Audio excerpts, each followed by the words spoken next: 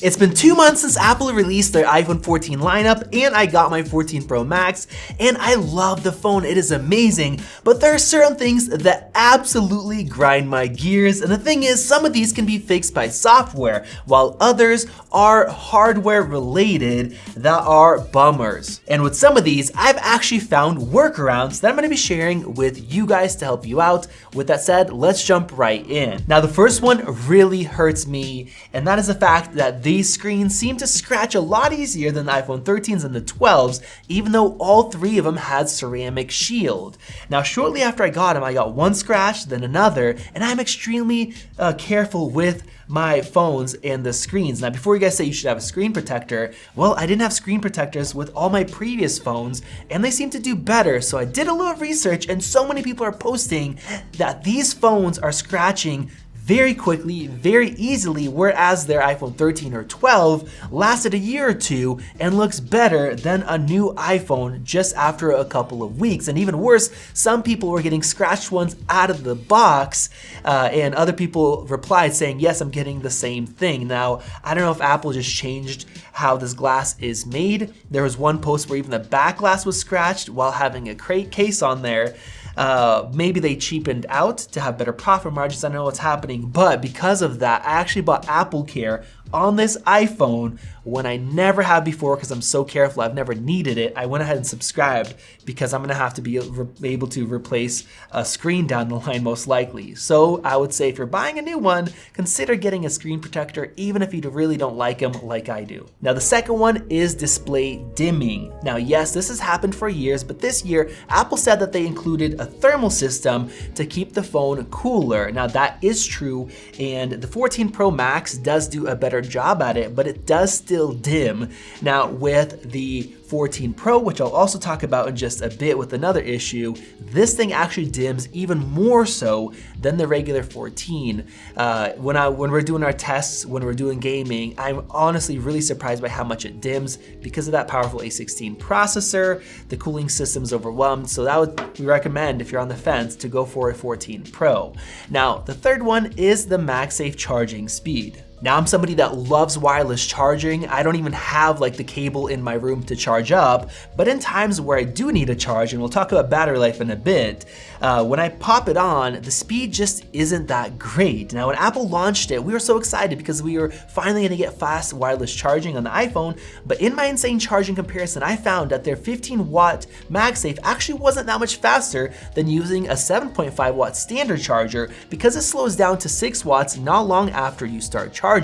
So even though it seems like it's a lot faster, it's not. And that's just because Apple slows it down. Which brings me to this video sponsor, ESR, which makes my favorite budget 3-in-1 charger, their Halo Lock wireless charger with Cryo Boost. Now the price is unbelievably low for the quality, and not only does the AirPods charger have magnetic alignment, but since you use your own Apple Watch puck, you'll get faster charging than budget built-in options. Their Cryo Boost tech has a fan so your wireless charging won't slow down due to heat, say if you're watching videos or doing anything else. And having active cooling increases battery longevity because unlike other wireless chargers, your phone stays really cool. And I was shocked by how nice the thing is, especially with the real aluminum parts, the adjustable angles, and the included power adapter, whereas other budget options are plastic and often don't come with a power brick. ESR's magnets are stronger and the fan is quiet but can also be shut off along with the lights. Apple's puck can only charge one device, and Belkin's, which has 3, costs $150. So I think it's the best 3-in-1 charger for the price. Check it out using the links below. Now, like I said, I love MagSafe, and if you're charging at night, it doesn't matter. And with that, you can just get like an ESR one if you're not gonna be waiting for it to charge. But I would love them to maintain that faster speed when you do need it to charge fast.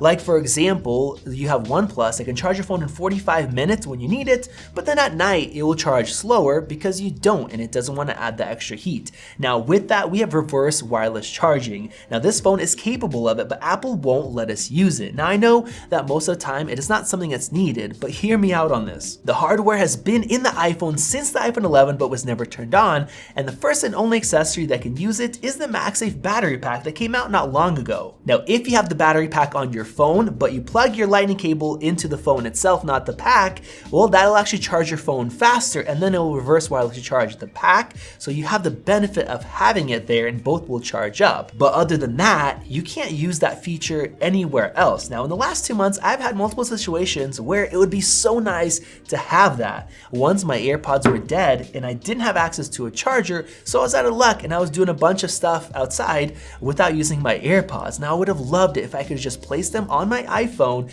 and charge them. Now, if you say that's because it is inefficient, well, with Apple's battery pack, they first limited to 5 watt, but then 9 months later they upped it because people weren't happy and it was slow and you'd rather have the extra speed. Even if we had a 50% inefficiency, my 14 Pro Max would lose 25% battery if you fully charge the AirPods in the case, but in case of an emergency, in about 5 minutes or so, you can get an hour of listening, and that's enough to get you out of a bind. And with that, they already added MagSafe alignment to the case of the AirPods. Now, other times were to revive friends or my wife's dead phone if they needed to make a call or check messages, and be so nice to be able to, plug it up, charge up a few percentages and check it, or be able to charge other accessories like an Apple Watch, since they have small enough batteries where you don't have to drain your phone that much. I just wish that Apple didn't lock down all the great hardware with their software. Now, the next one has been the lack of the SIM slot. Now, I wish Apple just kept it here in the States just like they did in other countries. At first, I had issues with calls not coming in and errors, but after that, it stopped. Now what I'm having is just the lack of ability to quickly pull out a SIM, put it into another phone that I'm testing, or put it into a tablet. You have to transfer it. It takes a lot longer. You just don't want to do it. And with the 14 Plus, I had to go in and make multiple calls and then go into a local spot, go through multiple people to try to get it set up because of other issues. So if they would have just kept it there like they did in other countries, that would have just been a lot easier. For me, having no SIM slot has been all negatives with no positives at all. Now, the next one is the dynamic island. Now, I actually absolutely love the dynamic island. I love that it's very convenient, but we're here 2 months later and not many companies are adding anything to make it useful, and I want them to do that. So the island's there itself, and the negative is the fact that it cuts into video. It is more noticeable compared to the notch, but I would love it if Google Maps would allow it to show turn-by-turn navigation there, just like Apple Maps has. And so recently I've actually been using Apple Maps because it is convenient when I have just set up on my stand. Now, as you know, I have done a ton of testing with the cameras with every scenario that you can, even against a pro camera setup that was around $9,000. And the RAW looks amazing. We have such a huge difference between shooting regular photos and the 48 megapixel Pro RAW, not only in detail, but the ability to have much better highlight roll off. It looks a lot more natural. Now, I've complained a lot that you can't shoot 48 megapixel compressed files, and that the file sizes, instead of being 3 megabytes or maybe up to 7, it's like 75 megabytes, and Apple won't let you just shoot to that. Now, my workaround has been to use a shortcut to be able to select them and convert them. That's been the best way that I've found. So now I'm shooting, a ton of shots doing Pro RAW because it looks so good. Now, other than just letting us shoot it without having the conversions, I would love to be able to shoot portraits in full quality. Now, Apple doesn't like to have features that take a lot of time, like processing later, or that won't be able to show you the portrait ahead of time. But a lot of Androids do that, and I think most of us would take the trade-off of having to see the image later, but get the best quality. Now, with that, I also found that these new Pro iPhones are doing things a little bit differently. When I did the comparison against the 13 Pro and 12 Pro, there are some times where the images didn't look better at all, and sometimes when they actually looked worse, and not just with the main camera. And what I found is the fact that they actually will not go into night mode. They'll just take a regular photo, and that's even without having the prefer a faster shutter option turned on. Now, that just means that you're not getting the better quality because you just press and take one image. Now, once again, for Android, sometimes you take 5 seconds or 7 seconds when I did the comparison against the Samsung and the Pixel, and that helps them. So what I found as a workaround is the ability to just go down, press that little button for night mode, drag the slider, and then manually enable night mode. but the thing is, it just doesn't stick. So if you want the best quality images, you have to do that. And there's no way to kind of enable it to prefer night mode in the settings. And after talking about all these photos, I have to talk about the Lightning port. Now, I recently made a video saying I don't want USB-C on the iPhone. I want something better. And that's because Apple at this point is purely, I don't know if it's just greed for money or what, but they're limiting this to be 10 times slower than what we had in the 12.9-inch iPad in 2015, even though we actually have the need for it with large, RAW files. We have ProRes to back stuff up. They're just capping it, and they don't have to be doing that. To me, it just doesn't make sense in, the end of 2022, almost 2023. Now, if they do stick with the USB Type-C port, I really hope that they're gonna do Thunderbolt like we had a recent leak. That will fix all of those issues, but Apple just intentionally wants to keep you using iCloud and paying for that, or at least using AirDrop, which they had in their documents that they showed off, so that you have to have a Mac and you're preferring, to stay in their ecosystem. Now, the next one is the fact that the screen is still too bright, oftentimes in the dark. Now, we talked about the dual sensors and people said that it would adjust over time, but it is still brighter in almost every scenario than before. Now, all Apple has to do is give you a compensation adjustment slider in the settings if you prefer it brighter or darker, and that will also help with battery life. I complained about battery life being really bad, so much so that I had to go with the 14 Pro Max instead of my preferred smaller size because the regular 14 Pro would die hours earlier compared to the last generation.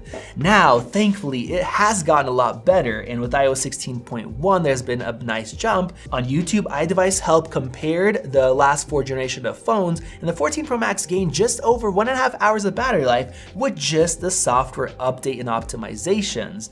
So what's there to complain about? Well, there's not that much. It's definitely a great thing, but that test did not account for the display being brighter or that XDR that can get super bright outside or the always on display mode. So overall, we're still looking at about 1 to 2 hour lower battery life compared to last year. And that's something that I would gladly take for these extra features. But with that, even though I would like to have the 14 Pro, not the Pro Max, I still have to go with the Pro Max because I do have a lot of background tasks that need to be on, and the battery life just will not keep up with the full day this year like it did last year. So there you guys go. Those are my frustrations, things I wish Apple didn't do and what they did do, along with some helpful tips there. Go ahead and click that circle above to subscribe. Check out one of those great videos right over there, and we'll see you in the next one.